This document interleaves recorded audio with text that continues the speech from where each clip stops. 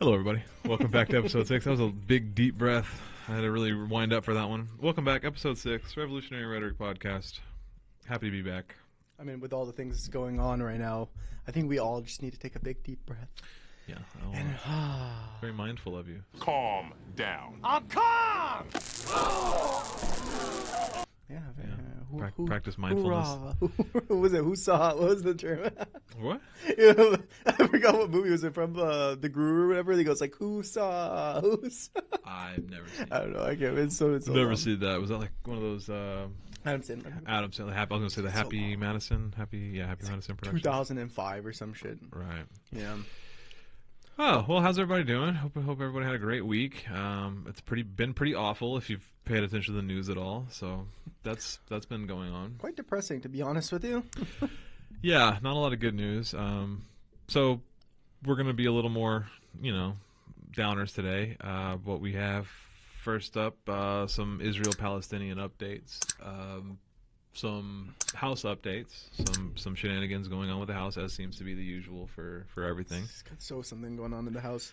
And then we're actually going to have a conversation today, not newsworthy, so we're going to do our first of what will be sporadic and spontaneous, just conversations. There wasn't, for what it's worth, the news was it was a light week of news, just more of the tragedies coming out of Palestine. Yeah. Some House stuff, but all in all, I mean, there were things we could talk about, but I don't know, I felt like this was a good week if we were ever going to find the time to slip in a conversation just about, just like a conversational kind of topic. And today, as you can tell by the background, if you're watching us on YouTube, we're talking about voting, and voting, electoral politics from a leftist perspective is kind of the conversation, the topic of today. But before we do that, some Palestine updates. Biden just went live as of today, Thursday, October 19th. As of like an hour ago, Biden just ended up, he just finished his going live addressing the nation, requesting more money, $100 billion more in foreign aid. 60 of that billion requested to be earmarked for Ukraine. And I should also say, I wasn't able to watch that speech. This was the notes going in prior to this, so if these numbers are wrong, I'll offer an update in a future episode. But as of before he went live, this was what was planned to be talked about. So 60 billion more for Ukraine. I should have counted. I should have had a tally for how many hundreds of billions has been given to Ukraine. It's probably getting close to $1 trillion, to be honest with you. I would say we're at least at $500 billion, right? Probably 500 billion. I don't know. Yeah, we're close. We've done like four rounds, 4 or 5 rounds. Interestingly enough, only 10 billion to Israel. And I say to Israel, not to Palestine, not to the victims of this war, but to the perpetrators of the war. So that's To be honest, Israel doesn't really need much. They have higher Israel's military and gadgets are like far superior than Americans. Yeah. Like it's well known that they have like insanely technological, like high advanced weapons, which is not a good idea. It's not good because the people they're pushing into the Gaza Strip and West Bank are basically, fighting with minimalistic types of weapons. Yeah, and it should be said that, if some of that money made it to Israeli citizens that are kind of caught up in victims of this, then that's not necessarily a bad thing. Just like giving aid to Ukraine isn't necessarily on its face a bad thing. Just I'm not one to kind of poo-poo foreign aid, right? That's a nature of, to each according to their need, right? Like if you want to think of it in terms of a Marxist perspective, using that Marx quote, there's something to be said for if we have the resources to help citizens or to help people that are struggling around the world, then I think we should, so long as that money doesn't go straight to the pockets of the defense contractors in these countries and the military industrial complexes of these countries, which it often does. So my point is moot, but I don't have a problem with foreign aid on its surface as an idea.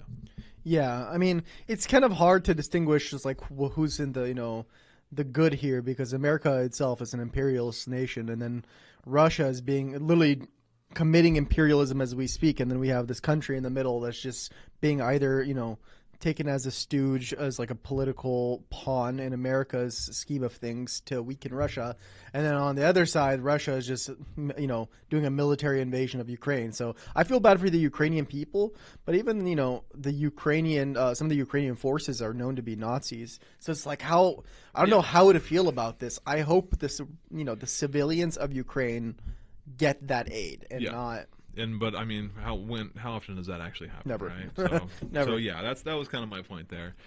But all right, now on to kind of to wrap up the whole Biden. I guess I don't really know why I brought that up because I didn't watch it and I don't have any kind of real analysis of it apart from that he was going live tonight. So if you're listening to this or watching this, then you will have already had that news well after we gave it to you. So I don't really know why I brought it up. But here we go. On to the bad stuff.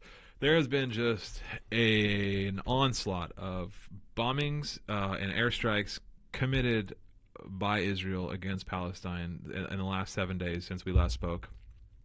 That is just truly, I mean, it's always egregious, but this is to a level which is like so even surprising. And to that end, even the international kind of community is looking around like, are we the bad guys here? Yeah,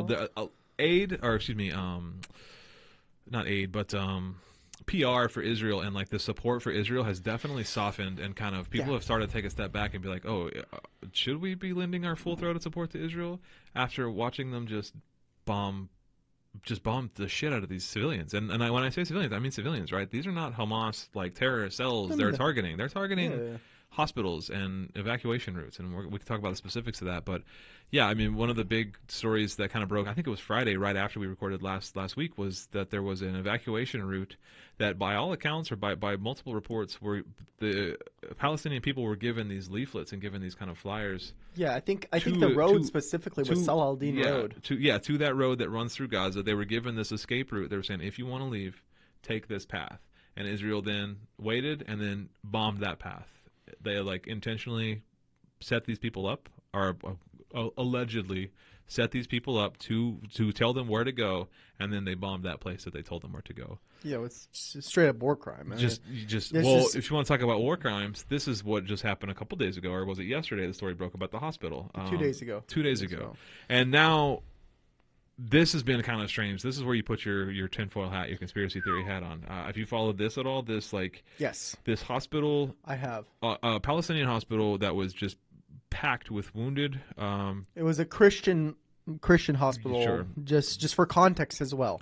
Yeah, and I should have had the name of it. It was like Al Ahli. Yeah, and so. There was an explosion, like an airstrike. A missile hit missile hit this hospital, and immediately when it happened, there was like tweets from the Israeli, like IDF, the defense minister, or whatever, saying like Israel has just bombed this. Like there was a lot of reports saying Israel just bombed a hospital. Yeah. And then as soon as the casualty figures of all of the civilian casualties, mostly children, came out, all those tweets were deleted, all those statements were retracted, and then all of a sudden it was like, oh well, it must have been a faulty Hamas rocket, or it must have been a faulty Palestinian, or no, what were they called? Something Islamic Jihad was another group that now the international like investigators are saying, oh, it must have been a faulty rocket from them. It must have been Palestinians targeting their own hospital. It's like a whole bunch of conspiracy theories. Israel bombed a hospital, and it didn't look good. The whole kind of international community. I believe that as well, but like, let's break it down for people even more. I mean, let's really think about this. You're gonna say that the Palestinians bombed their own hospital. One, why? Why would they do that? That makes zero sense. Every single Palestinian right now is going to be pro-Palestine. There's no reason to have any sort of infighting. Second, why would they shoot a missile right outside a very heavily populated area such as a hospital? I mean, it doesn't make any sense. Three, if you actually, I was actually watching a Kyle Kalinski's video, and he was like showing the sound and the destruction of a Hamas rocket versus a U.S.-Israeli rocket. I'm glad you brought that up, because that's the only evidence that I've seen from Israel or America investigators. They're saying, well, from audio, like the sounds of it, it sounds like a Hamas rocket. That's their only real evidence to say that it was, or it sounds like a Palestinian rocket. That doesn't sound like an American or Israeli like. It sounded exactly like one, because when he showed it, when he showed like the videos of the comparison, the Hamas rocket, there was not even a sound of it before it hit. You just hear the hit, right? Yeah. With this, you heard, and then he would show the clip of an American Israeli rocket, and you would just hear, and it would hit it, right? And then he would go based upon the clip, showed the clip, and it was the same exact sound. Also, since when does Hamas have like that destructive of weapons? Yeah. Like their bombs are basically made from like pipes and nails and shit. Like we don't like let's being realistic here. Yeah, I mean, I can't speak to like the specifics of the ordnance of each side. I mean, I'm not like a Yeah, that kind of guy, but I mean, I was just putting my tinfoil hat on. sure. There. No, I appreciate that. But as of like everything that's coming out and just how quickly Israel took credit for it, and then the second it kind of everyone turned on them for doing so, they just said, "Oh no, it actually wasn't us." So I don't know. The whole thing's a little fishy, but that is to say that this is what Israel has done before, or this is what Israel has no problem with. This is just a quick like lightning round of montage. An airstrike in Deir al-Balah hit a house, killing 9 members of a family living there. 3 members of another family that had evacuated from Gaza City were killed in a neighboring home.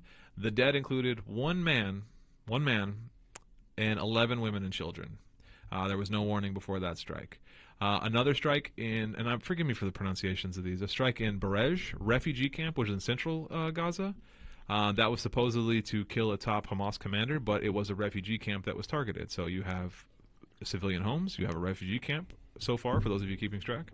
The UN human rights officer, a UN human rights officer decried, quote, appalling reports, end quote, that civilians who were trying to flee to southern Gaza were killed by a military strike. That's what we mentioned up top.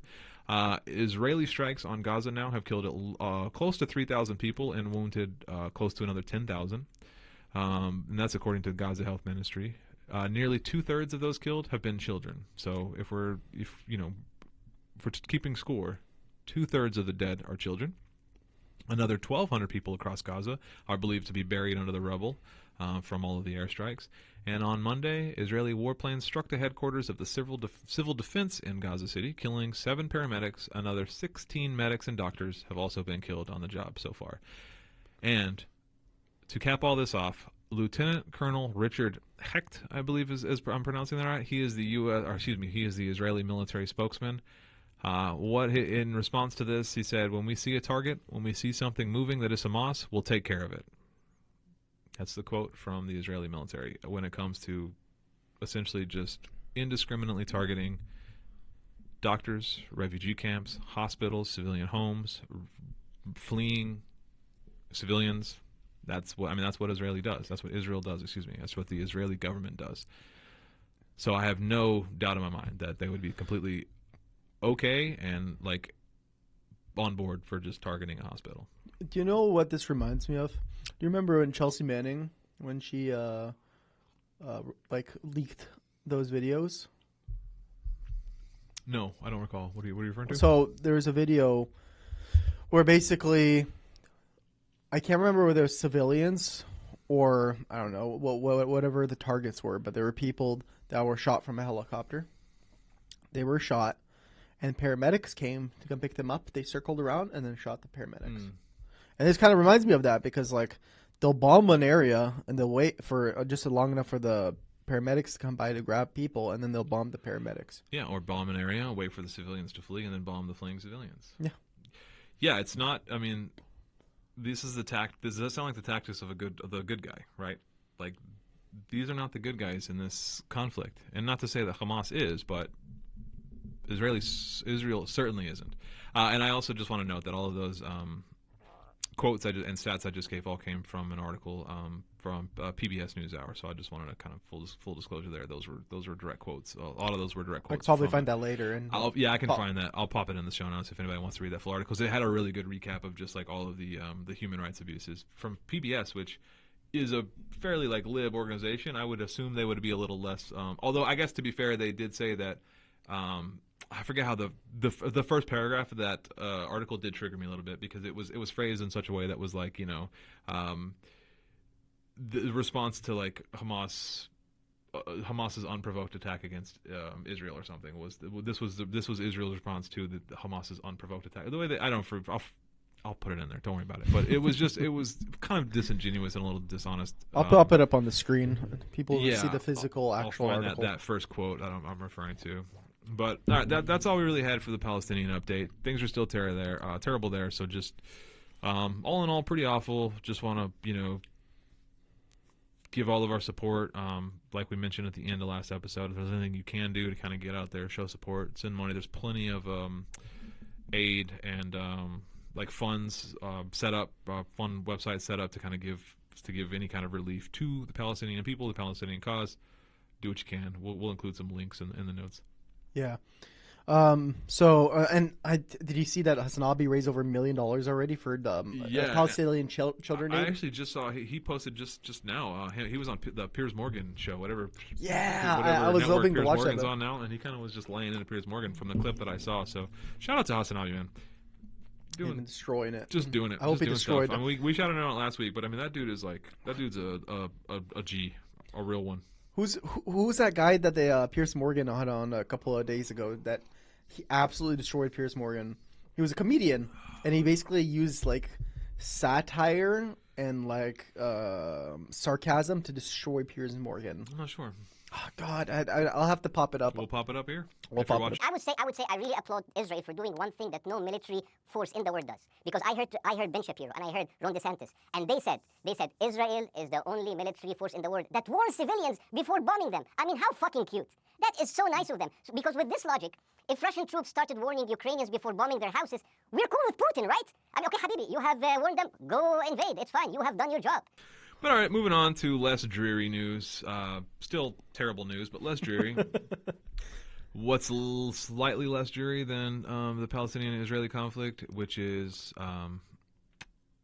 the U.S. House of Representatives, U.S. Congress. This one's a little more boring. A little more boring. So the House Speaker fiasco still still. What word am I trying to say? Still ongoing. Whatever. Yes. Still inconclusive. Jim Jordan has now failed his campaign for Speaker twice, 2 votes in a row. He's been a few votes shy. Currently, as of the afternoon of the 19th, so today, Thursday, October 19th, he was meeting individually with the different Republicans, about 20 or so, that did not vote for him. He's trying to sit down with them and make concessions, kind of making some of these deals to try to convince them or make deals to get those votes to secure up the Speaker nomination. However, some of those Republicans are reportedly blocking his calls, ducking his meetings, kind of just doing everything they can to run away from him. So that's pretty fun.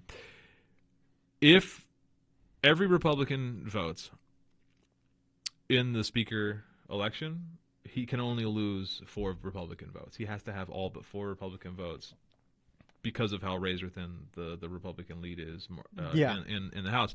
So he has to, of the 20 or so that didn't vote for him, he has to secure at least 16 of these because he can only miss 4.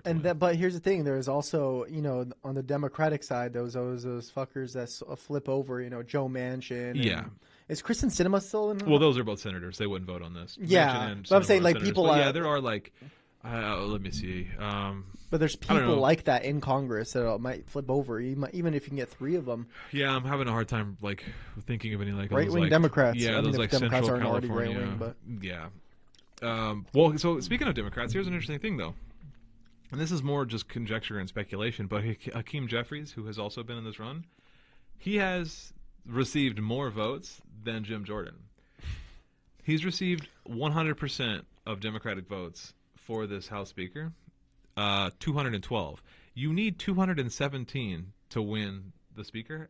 So Jim Jordan needs to convince 16 Republicans to vote for him that aren't. Yeah. Hakeem Jeffries needs to convince 5 Republicans. So I was like... So bribe 5 Republicans. Which, just like there has to be, like you were saying, that there's probably a few Democrats that probably could be invited. Yeah. There's probably got to be, I don't know, maybe they would never, because here's the thing, is if you're a moderate Republican but you vote for, these are public votes, right? So if you vote for a Democratic speaker as a Republican, you're probably not going to get reelected. You're going to get outflanked in your primary election by somebody on the right. True, but they could also make a deal with them. That's like if they do vote for it, they could switch over to the Democratic or the. So it's just yeah, it's possible. I was looking at the numbers this afternoon, doing a little electoral math on this, and I was like, you know what's funny? In both rounds of voting, round 1 and round 2, Hakeem Jeffries got 212 votes, every single Democratic, and he only needs 5 more votes because you need 217 votes. Yeah. It's half plus 1, which is a simple majority to lock up the speaker nomination. So it'll probably be Jim Jordan. He'll probably do enough handshake deals, but they might call another Speaker House vote as of tomorrow, Friday the 20th, and lock up those 16 votes. So the speculation will all be moot, but still. How many times can they vote until this is done? It took McCarthy 15 rounds. 15. My God. Well, that's why he offered so many concessions. That's why he offered Matt Gaetz that clause that at any point Matt Gaetz could remove him from office. That was one of his. Really, his I did not deals. know that. Oh yeah, that's how Matt Gaetz was able to call that one-person vote to remove Kevin McCarthy.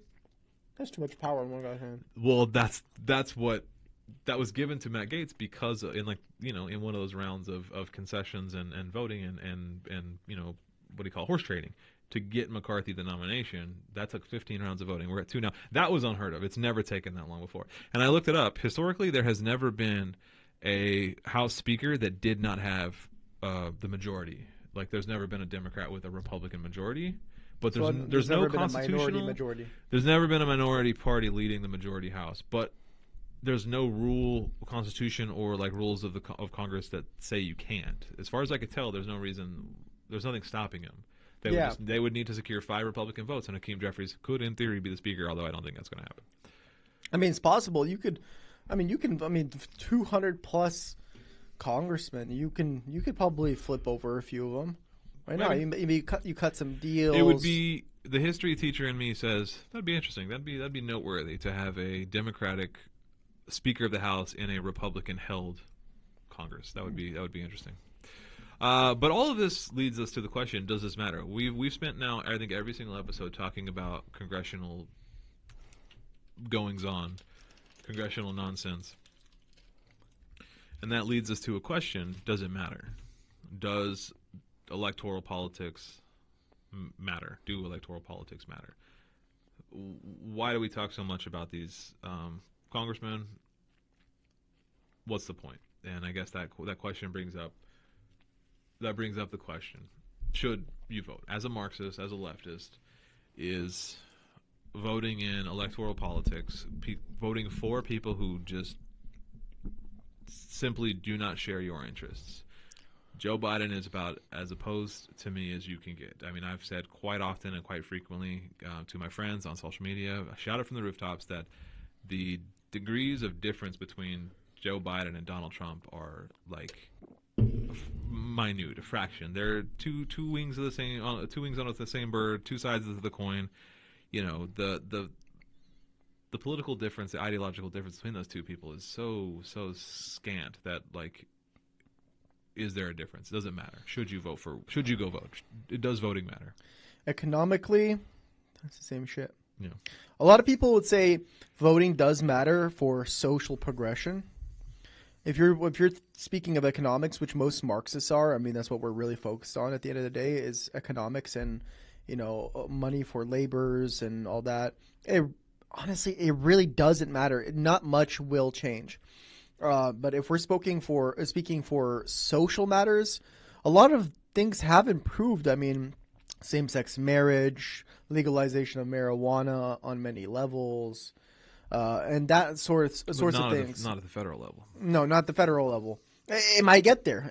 Well, that might be one of those things. Maybe. But it's basically they're giving you social crumbs, but they're leaving you with economic starvation. The same thing with the civil rights. When MLK, pushed civil rights to a new level to get rid of, Brown versus was education. Yeah, Brown v. Board of Education. Well, that made everybody equal in a sense, under the law, I guess. But 1 week later, when he started the poor man's campaign to get social programs from a socialist perspective, a few weeks later, he was assassinated. So once you start messing with the money, they'll kill you. But when social things, they'll let it through. And I think that's the only thing that matters really with voting. Yeah. So your argument is that it's worth it if for nothing else than for the social aspect to kind of for social change to move forward. Like economic policies will be unaffected. Yeah. Realistically, that's all I'm saying. Yeah, Realistically, that's what will happen. If you have any reason to vote, it's for that. Yeah, and I think that's probably your mileage is going to vary based on the election itself, right? Like I think federal elections, like voting for the president, compared to voting for like your local city councilman or your local state legislators, I think there's a lot to be said for the varying degrees of impact, because like city council, everyone from city council up to the president, like all of these are positions of power that can have pretty significant changes.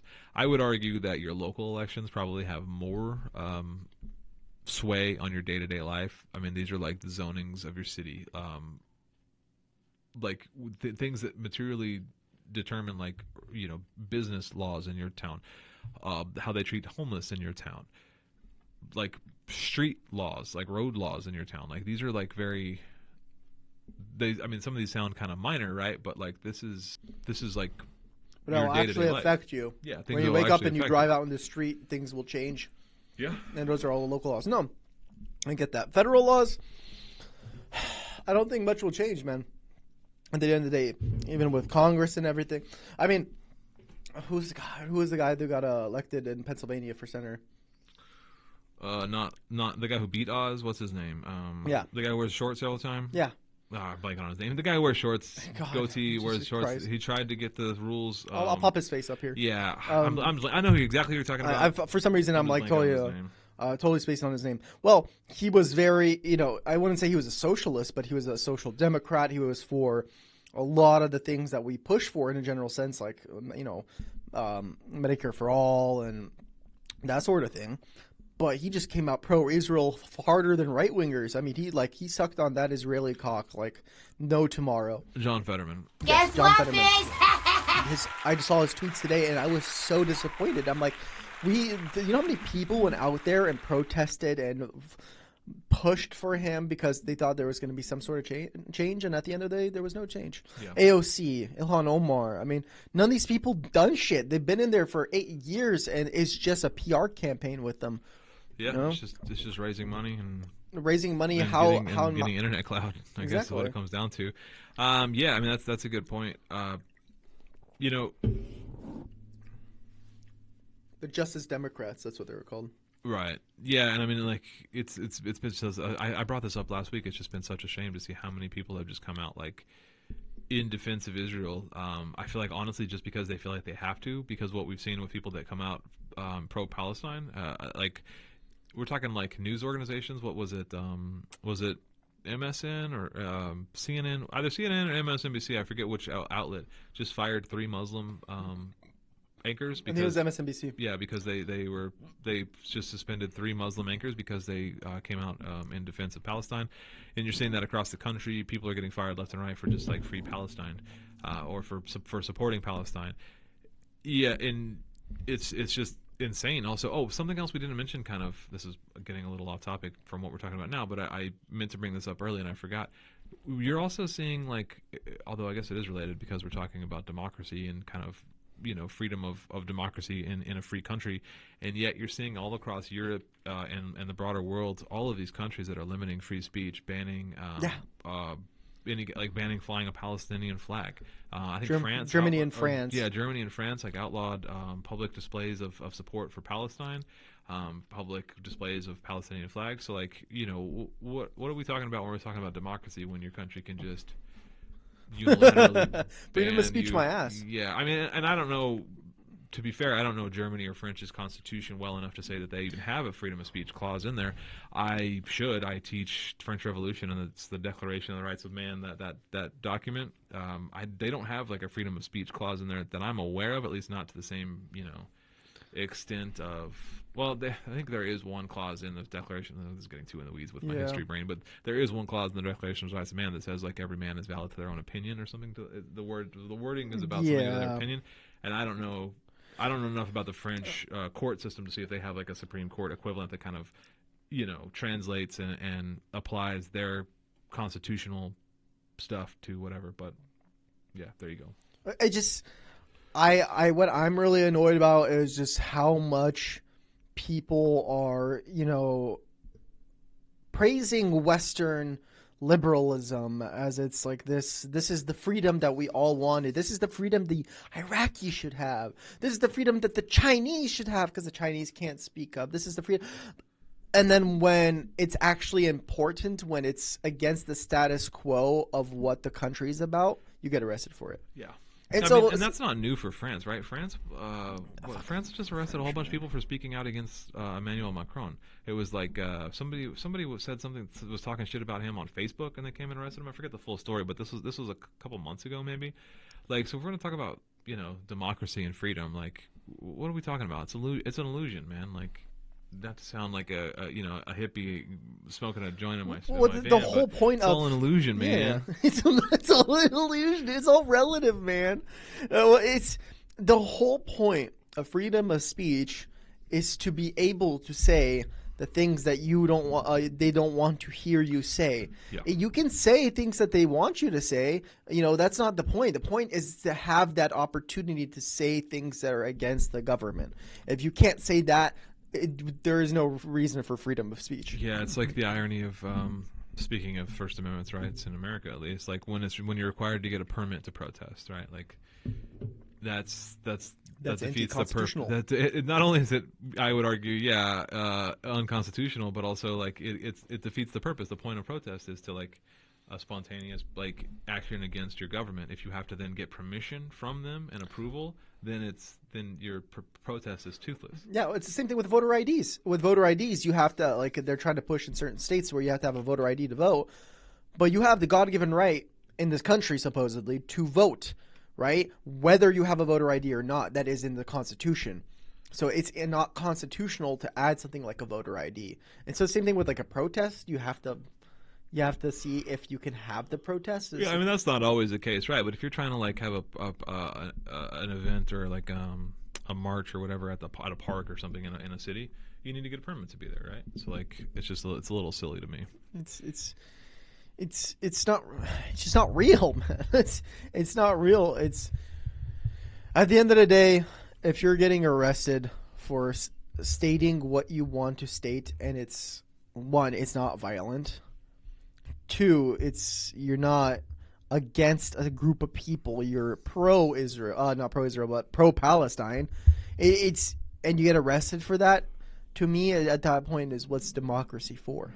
Yeah, which is good. You brought us full circle. You brought us back to kind of voting, and like that's what everyone says is the core of like the crux of democracy. And I've taught civics before, right? I mean, I've taught civics to high schoolers, so like that's what is on the brochure. That's what's on the pamphlet, right? That like you vote, like what makes a society, what makes civilization, and what makes a democracy is demos, meaning Greek for meaning people, like we the people. That's kind of like the point. So like everyone having a vote, that's the core of democracy.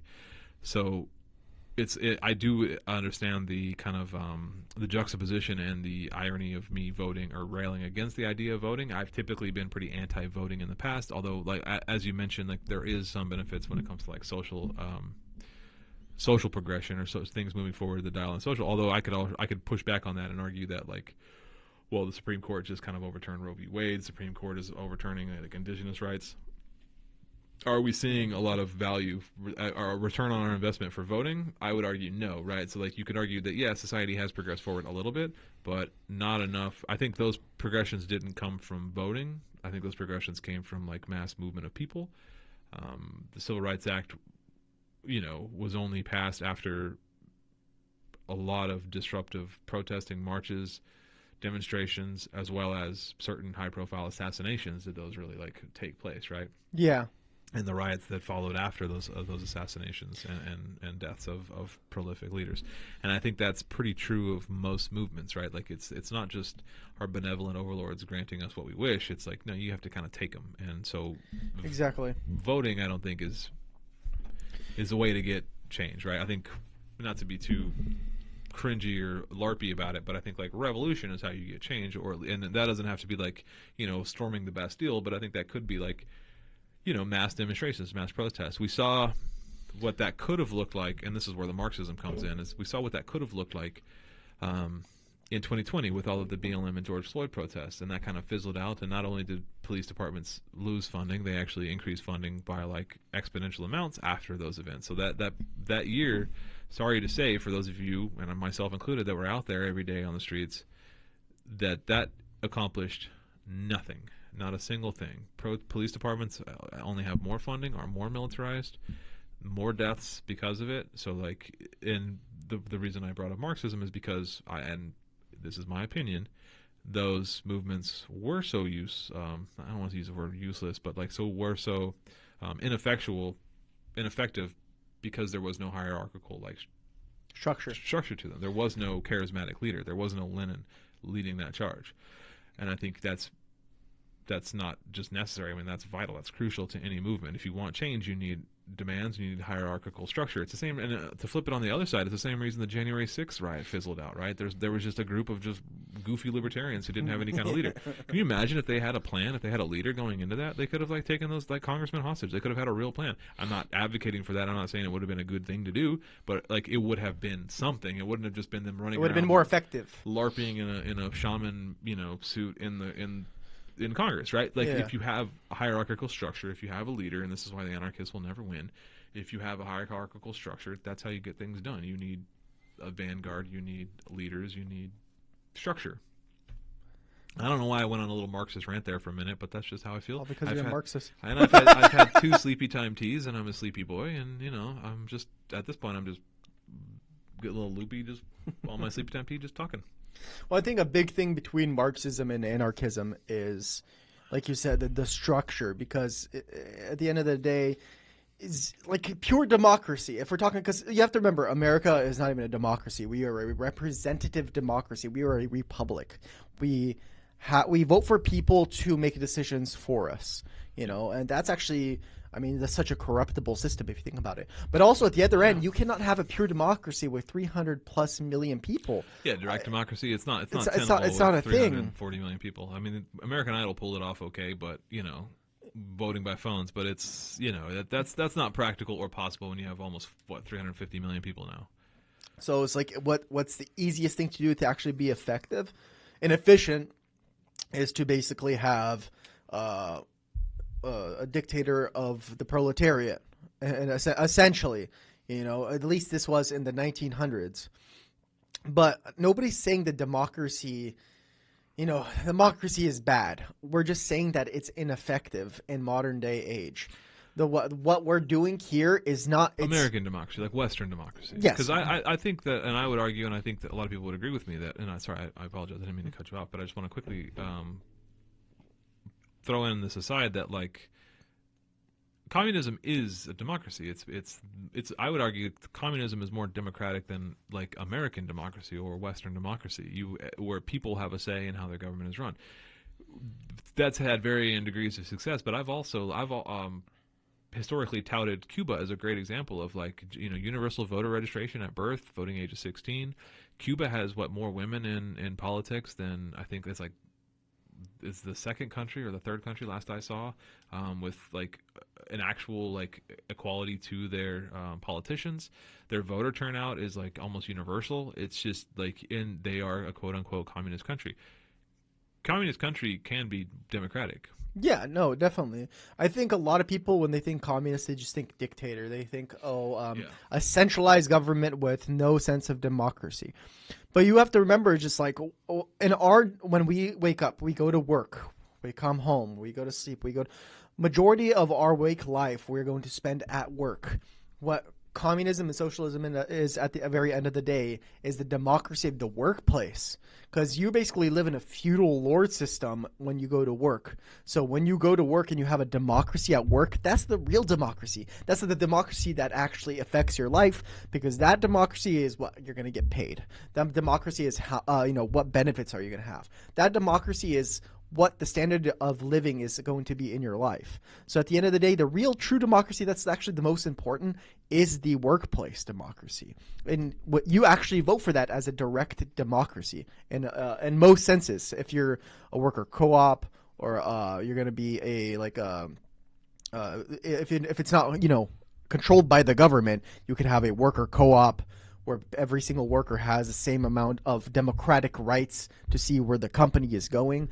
So you actually have charge of your life, not just the country, of your life, of your workplace, everything. Everything is democratic. It is democracy in the biggest sense of the word. If the workers were to own those means of production, I think I read that somewhere, then then people would that would be how you would democratize the workplace. Exactly. And if all these workplaces are either government owned or some sort of worker owned, there's not going to be any company corrupting the government. So the government would actually be way less corrupt, and the government would actually work for the people in a sense. I think the person who puts this best would be Dr. Richard Wolff. He puts it in such easy layman terms for you to understand. I mean, everything he says is just beautiful. Great. So the number of people who run the enterprise is very small. And the number of people who work in the enterprise is very large. And who makes all the decisions? The small group. Just easy to understand. If it goes after you're finished listening to this, not now. Don't pause it and go. Finish this and then go. Look up anything if you're unfamiliar. Look up any lecture or talk that Dr. Richard Wolff has given. He was a professor out of Boston University, somewhere on the East Coast. New York. Yeah, somewhere. He was a professor of economics, or maybe political science economics. I'm not exactly sure. Economics on the East Coast, and he's pretty famous in kind of left-wing circles for a lot of his economic theories. Well, he got his bachelor, master's, and doctorate. One was from Stanford, one was from Yale, one was from Harvard. Yeah. Bright guy. Very bright guy, and what's great is just he puts it in simple layman terms. It's hard to read Marx. It's hard to read theory. It's like reading Tolkien at a certain point. And it's nice when you have somebody break it down for you and be like, "Yo, this is what it actually means." But let me explain it to you not like a toddler, but like you're 12 years old, 13 years old. Yeah, and that's that's really handy to have somebody who's dedicated their life to studying this stuff. Translated in a way that's very, accessible and easy to understand. But we kind of went off topic. We started talking about the nature, the morality and ethics of voting, and then we ended up just kind of ranting about just why Marxism is better than a Western democracy. Because we're just showing a different approach to voting. Yeah, no, I'm not saying it's a bad thing that we got off topic. I like it. We were at 20 minutes, and then now we're at 40 all of a sudden. So we've been ranting for a while, but that's good. I mean, not final thoughts, but just to put a stamp on kind of where I was coming from with voting. I've typically been. I was back when I was a liberal. I was like, get out the vote. Doesn't matter who you vote for, as long as you vote. And I was I would roast people on, for people that were like, "Oh, I don't vote, it's a waste of time." I would vote shame and stuff, whatever. Yeah. And now I'm looking back on how cringy I was. I've apologized to some of those people. Hey man, I get it. Yeah, you vote for who you want. There's that PSL candidate or that Communist Party candidate, and I'm probably going to vote for them. That's why I voted for last. Yeah, I'm ashamed to admit that I voted for Biden. I railed against Biden. I said repeatedly, there's no difference between Biden and Trump. There's no, and I had argued that in fact, and this was my big theory, my big brain theory, which I thought I was so clever for making, and now I look at it's a pretty basic theory. But back then, from 2016 to 2020. How much money was raised, how much for leftist groups, how much enrollment numbers surged during Trump's presidency for leftist groups, how much momentum and just anger and just push there was to the left from people, just everyone out, real conversations happening during BLM, as ineffective as it ended up being. At that time, a lot of conversations were showing out, a lot of groups were showing out, and just there was a huge surge in membership from all of the leftist organizations. More money raised, like I mentioned, during that time, during Trump's presidency. And so my argument was that and we watched it happen. Now I've been vindicated after having 3 years of Biden presidency, which is that it was the whole brunch theory, which was if Biden is elected, that momentum is just going to die. Everyone, 80% of those people are kind of fair weather protesters, which they'll say oh, we won. That was it, right? Biden is in office, therefore we won. So now we can stop protesting. Back to normal. Let's go back to brunch. And so my argument was that I know it sucks, and I'm not saying you should support Trump or vote for Trump even, but in my heart of hearts, I was Trump winning the 2020 election would be the best thing for this country in the long run. It would be like, So you're quoting an accelerationist theory. yeah, and I hate that I'm an accelerationist in this, but I meant from an actual like direct action mutual aid like perspective. It's just and I want to fully admit that the counter argument to this is that like the hatred against LGBTQ hate crimes spiked under Trump. So like yes, I want to understand that this is a straight white male privileged take of like, well, if Trump wins, it would actually be really good for like fundraising, ignoring the material, like, you know what I mean? That sounds like Nancy Pelosi. That very much ignores the reality on the ground for a lot of like people of color, queer people, like that. There's genuine harm to those groups under a Trump presidency. So 100%. Yeah. So Listen, I just want to I recognize the privilege that I'm speaking from in that moment. Listen, things are going to go as they're going to go. Things are going south under Biden. Things are going to go south under Trump. No matter who's going to be the next president, it's just going to keep going downhill. I know that sounds bad, but you have to understand, to remake a society, we kind of have to start from scratch. So it's going to be a rough ride. Hang in there. But at the end of the day, when people see that this system is not working, whether it's Democrat, whether it's Republican, it doesn't fucking matter at the end of the day. And people will eventually notice, because the real change in people's life is the material condition. And then when material condition under Trump was garbage and the material condition under Biden is garbage, and say if Trump wins again, it's still garbage, people will eventually start to open their eyes. So what we really need is structure.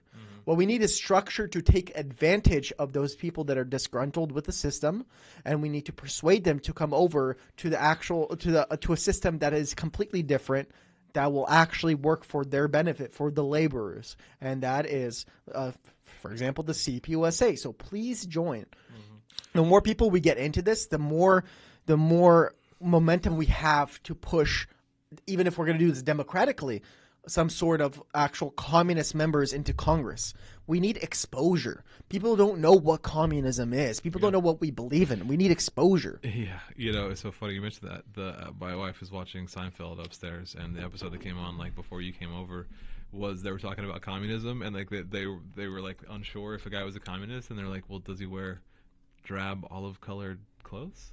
And she's like, yeah. Elaine was like, he does. He's a communist. And like that was their frame of reference for communists. And I mentioned to my wife, I was like, at that time in the late 80s, early 90s, like I think that episode was before the fall of the Berlin Wall. This was like the Soviet Union was still very much, Seinfeld started in like 88, I think. So like, goddamn. There was the first half of Seinfeld, the first, third of Seinfeld, whatever. But the point of that was that like, these people, like half the world or 40% of the world or whatever was communist at that time, right? Like, and it had been for 50 years, give or take, or no, sorry, it's like 70 years at that point.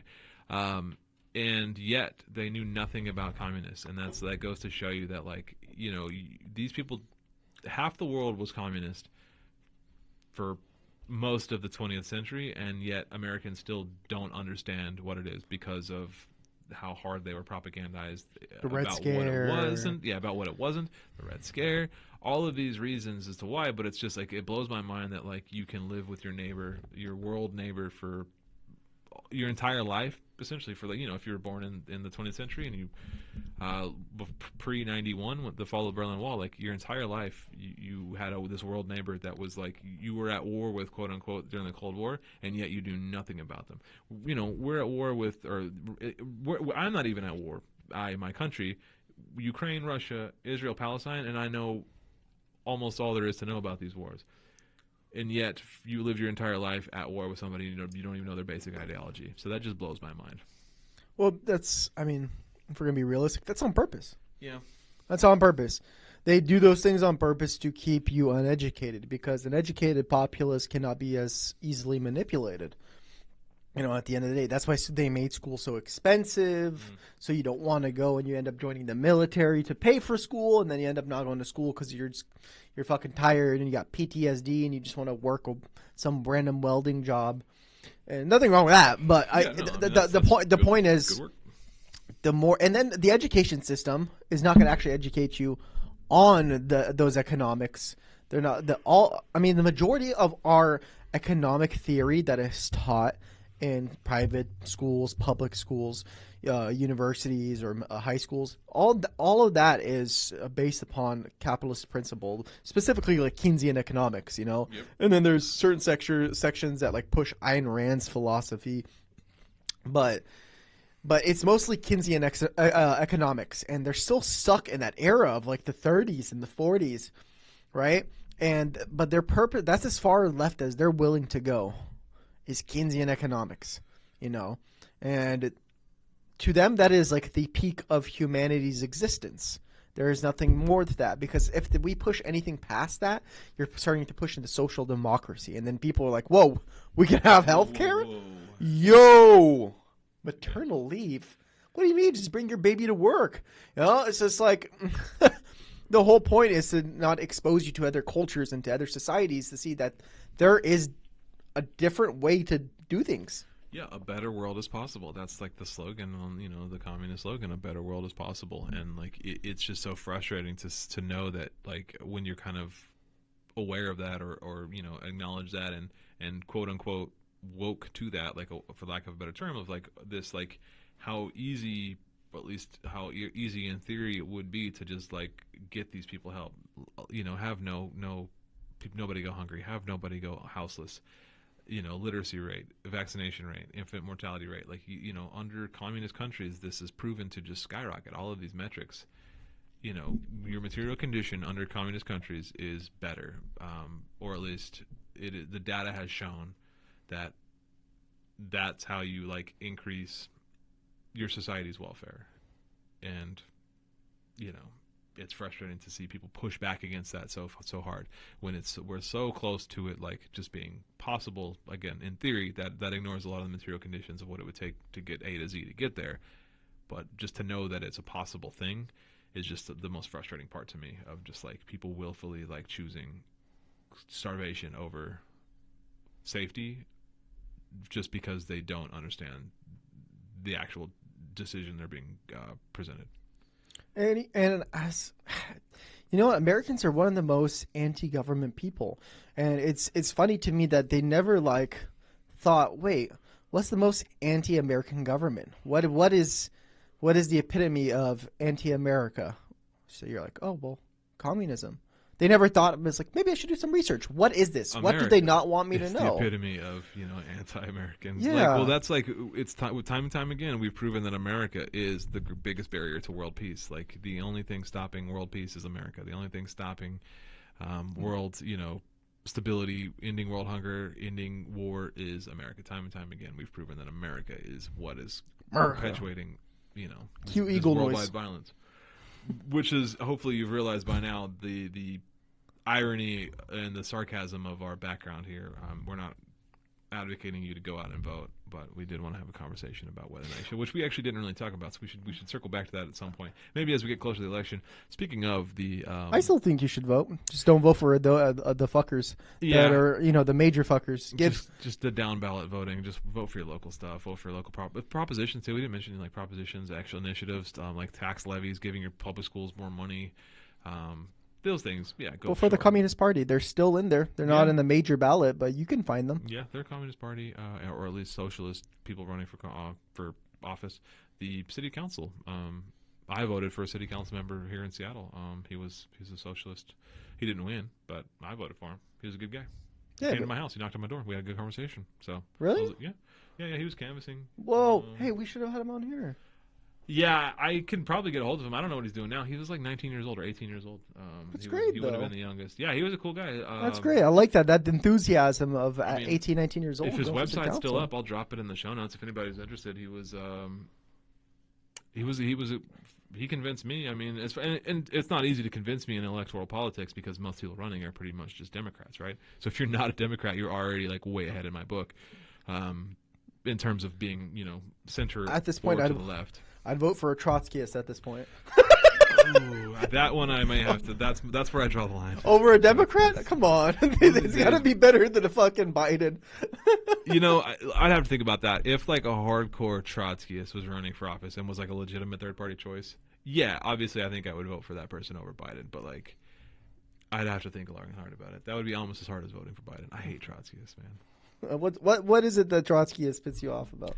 Just the lack of acknowledgement of the achievement of former like socialist communist experiments, like or attempts, right? Like to just say like USSR isn't doing it, that's not real, Cuba no, Vietnam no, like we can do better, we have the secret. It just seems very chauvinistic. It just seems very as Marxists, we take history and theory and then apply that to a modern day lens without, you're not beholden to what happened then, and assuming that what happened then will happen now is foolish. That's a very layman's term of Marxism in a nutshell, is taking that idea of dialectical and historical materialism, right?